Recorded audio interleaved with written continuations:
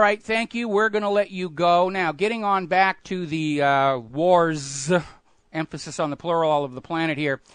It is now estimated, and this is from ITAR TASS, that the bailout of Ukraine is going to cost the equivalent of $100 billion. This is coming out of a former International Monetary Fund executive, and he's now an analyst of the American Enterprise Institute. This is Desmond Lackman. Gee, I wonder where they think they're going to get that $100 billion from to basically repair all the damage. And remember, all of this goes back to the covert U.S. overthrow of Ukraine's elected government in January, because in November of last year, Ukraine dared to reject an invitation to merge with the European Union and the European Central Bank and said, we're going to go with Russia because they're offering us a better deal.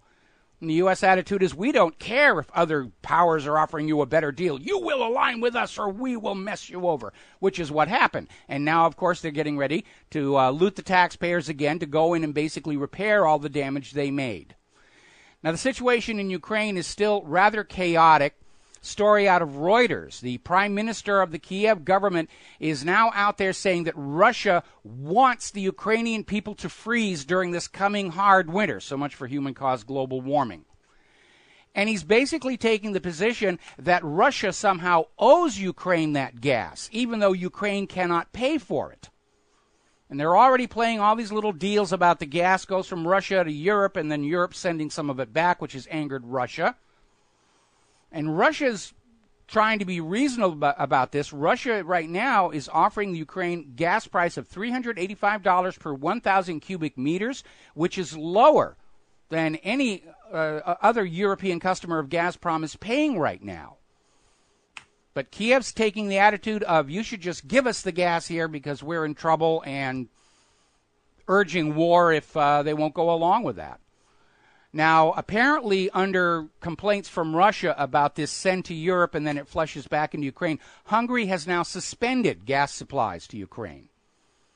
Because Russia's basically saying, if you're not going to actually be using the gas we are sending you, and you're going to use it to, allow Ukraine to continue to get gas without paying for it, we're going to cut you all off. So Hungary basically folded on that one, and they've shut off the valve. Now, Russia, Ukraine, and the European Union are getting ready to meet for gas talks in Berlin, Germany. I don't know how it's going to go, because it basically comes down to the fact Kiev cannot pay for the gas they need. And in the course of these wars against the eastern Ukrainian republics, they've pretty much blown up the industrial base they would need to generate the wealth to pay for the natural gas. Ukraine has just been turned into an absolute disaster by this U.S. overthrow. Oh, but it's all the Russians' fault. It's all the Russians' fault here. Lavrov has come out basically saying the problem with this current situation is Europe and the United States are fully back in that old Cold War mentality. And we know how much the U.S. has wanted to return to the Cold War because it was so much easier to rule the American people when they could wag the commies at us.